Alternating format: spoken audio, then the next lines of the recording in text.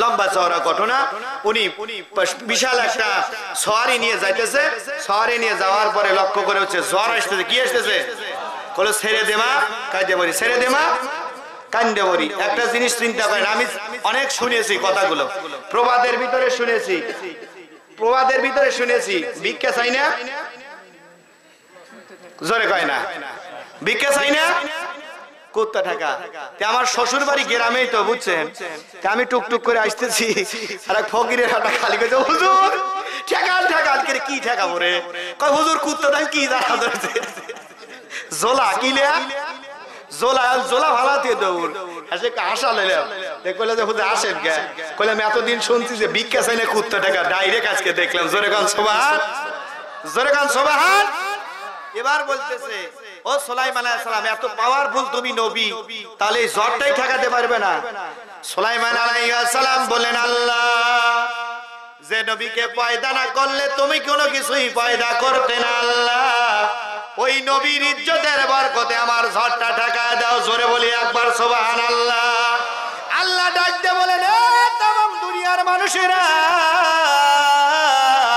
तमाम পৃথিবী কার পাগল? খানায়ে কাবার পাগল। খানায়ে কাবা আল্লাহর পাগল।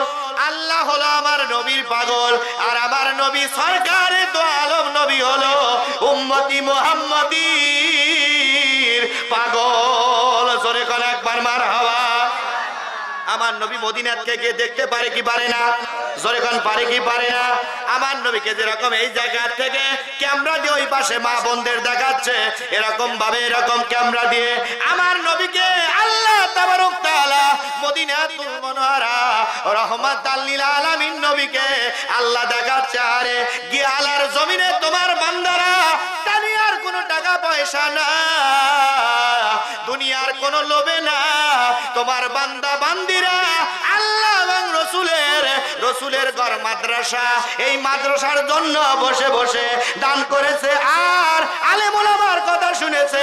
আল্লাহ ডাক দিয়ে বলে, সাক্ষী থাক, আমার ওই বান্দা বান্দির জীবনের तमाम জীবনের গুনাহগুলো মাফ করে দিলাম। জোরে বলি মারহাবা। আলোচনার দিকে যাচ্ছি।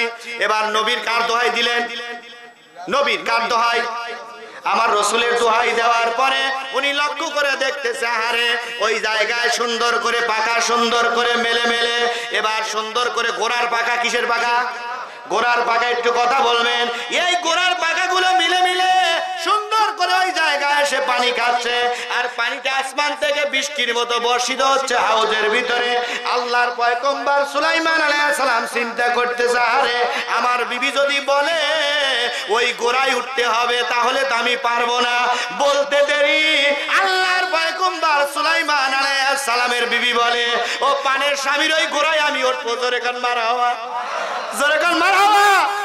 বলে মনে মনে কেবল বলতেছি, বলতে দেরি, কইতে দেরি না। দেখবেন সুন্দর দেখে বলবে, অমুকের আব্বা সামাদের আব্দুল সামাদের আব্বা এত সুন্দর একটা কাপড় এনে দিছে, এত সুন্দর অমুকের জামাই এত সুন্দর কাপড় এনে দিছে, আমাকে এরকম একটা কাপড় এনে দিও। কথা কয় না, এনে দিও।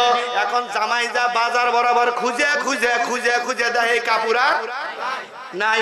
ও কিনছে 500 টাকা দেয়া, আর ওই জামাই এবার খুঁজে না পাওয়ার স্যার ওর সাথে ভালো কাপড় কিনলো 1000 টাকা দেয়া। আইসে দেওয়ার পরে কইলো, তোর কপালে আগুন লাগাবো। কথা কয় ঠিক কিনা? তোর কপালে আগুন লাগাবো, ঈদের কপালে আগুন লাগাবি। কথা বলেন ঠিক কিনা?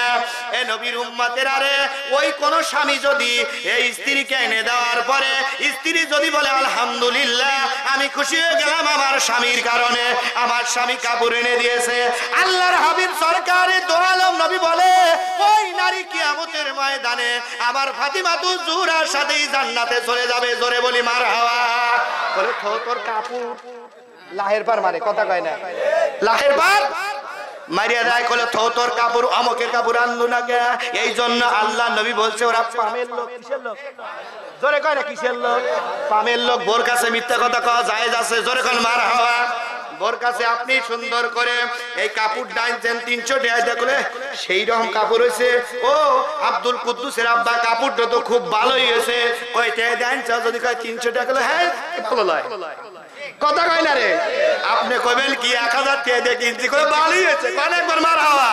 এটা জোরে গান মারহাবা। আল্লাহ নবী বলছে স্বামী স্ত্রী মুহাব্বতের জন্য আপনাকে দুইজন একজন আর একজনকে পাম দেওয়া জায়েজ আছে। আপনি আপনার মায়ের জন্য কিছু কিনছেন, কেনার পরে চিন্তা করতেছেন আমার বউ যদি দেখে আমার কপালে দুঃখ, যেরকম আমার কপালে দুঃখ আছে। নারী মানুষ 7 জাত, কয় জাত শুনবেন নাকি? কারা কারা শুনবেন হাত তুলে দেন তো। লিল্লাহি তাকবীর, লিল্লাহি তাকবীর। আপনামান প্রথম নাম্বার আমি আলোচনার দিকে চলে যাচ্ছি। এই যে পানি, কি পানি খাচ্ছে, এই গোড়ায় চড়াবো লাস্টে মনে থাকবে তো ইনশাআল্লাহ। আমি আলোচনার দিকে যাচ্ছি। আল্লাহর পয়গম্বর হযরতে নূহ আলাইহিস সালামের জামানায়, কষ্ট লাগতেছে ভাই, রাত্রি 12টা বাজলে ছেড়ে দেবো ইনশাআল্লাহ। আল্লাহ ওদিকে লক্ষ্য করুন সোনার মানিকেরা, আব্বা জানেরা, ভাই জানেরা। আল্লাহর পয়গম্বর হযরতে নূহ আলাইহিস সালামকে আল্লাহ বললেন, নূহ বলে আল্লাহ আমি এই উম্মতদের সাথে পারি না, তাড়াতাড়ি গজব দাও, তাড়াতাড়ি গজব দেয়। এই দেখবেন স্ত্রীর সাথে গোলমাল লাগলি, ও খোদা চাল ভরে ঠাটা বলা আবার দাবার উপরে, কথা কয় না রে, ঠিক কিনা? কয় ও দাদা যদি ঠাটা না বলাইস রে আল্লাহ তোর কপালে চাটাইতে পারি, জোরে কর নাউজুবিল্লাহ। বলে কি বলে না? জামাই যখন হদাই গুলো লিয়ে আসে না, ও করিমের আব্বা ভালোই, কি সুন্দর, কথা কয় না রে, কথা কয় না রে, কি সুন্দর হদাই লিয়েছে রে করিমের আব্বা, বলে বাজার হাজার, আমার করিমের আব্বা খুব ভালো। আর যদি পহটে টিয়া না থাকে, কামাইয়ের মুরাদ নাই, খালি বসে থেকে খায়, কথা কন ঠিক কিনা? এদিকে লক্ষ্য করুন আল্লাহর পয়গম্বর নূহ আলাইহিস সালাম, মনে আছে নাকি? আল্লাহর কাছে বলে আল্লাহ গজব দাও, কি দাও? আমার নবী কিন্তু জানে, আমার নবীকে আল্লাহ তাবারক তাআলা প্রস্তাব দিয়েছিল, আয় আমার হাবিব আপনাকে আরশ মহলার ডান পাশে আপনাকে কি করা হবে? মাজার করে দেওয়া হবে। আল্লাহর নবী কথা বলবেন না, আল্লাহর নবী জানে আমার উম্মতেরা কত জারিয়া, কথা কয় না রে। আল্লাহর নবী জানে আমার উম্মতেরা কত বাজি। কারণ হলো একটা জিনিস চিন্তা করে, যদি নবীকে আরশ মহলার যদি ডান পাশে কবর দিতেন তাহলে মুগুর মারিয়া মারিয়া ফাটাইতো, কথা কয় না রে, কথা বলে কিনা? আল্লাহর নবী থাকার কারণে কেন মদিনায় আমার নবী রয়ে গেল রে? হায়াতুন নবী, জিন্দা নবী, উম্মতের আশিক নবী, নবীর উম্মতেরা রে। আল্লাহর হাবিব সরকারে দো আলম নবী বলে, আকাশ থেকে যদি সিল সোদা, কি দেয়? সিল যদি শো দেয়, সিলটা শো দেওয়ার পরে ছোট্ট ছোট্ট বাচ্চাগুলো কিন্তু মায়ের পাখার তলে যায়, নিতে পারে কি? জোরে কান পারে না। আল্লাহর নবী বলবে, আল্লাহ আমার উম্মতেরা গুনাহ করবে, আমি রাহমাতাল লিল আলামিন নবী, ওয়া মা আরসালনাকা ইল্লা রাহমাতাল লিল আলামিন।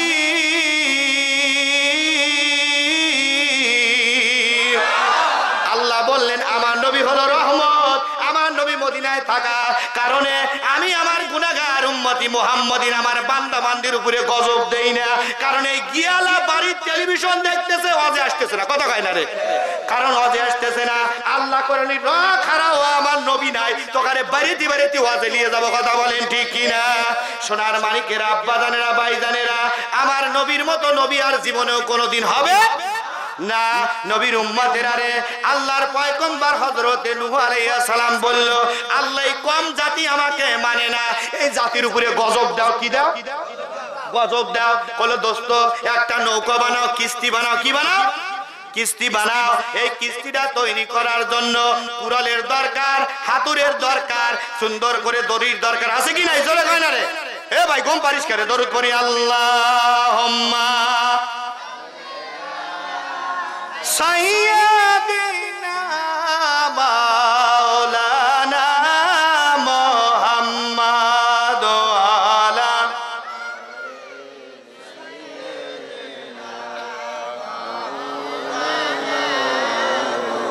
তুমি আসমানে থাকো প্রভু, আমি জমিনে, তবু তোমারি প্রেম জমে যে হৃদয় গহীনে।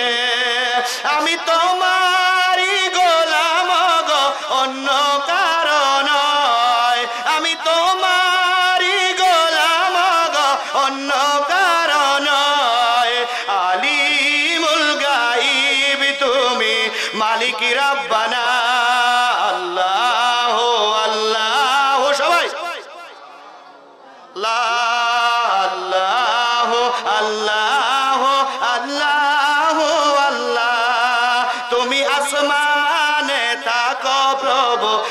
আমি জমিনে, তবু তোমারি প্রেম জমে যে হৃদয় গহীনে। আমি তো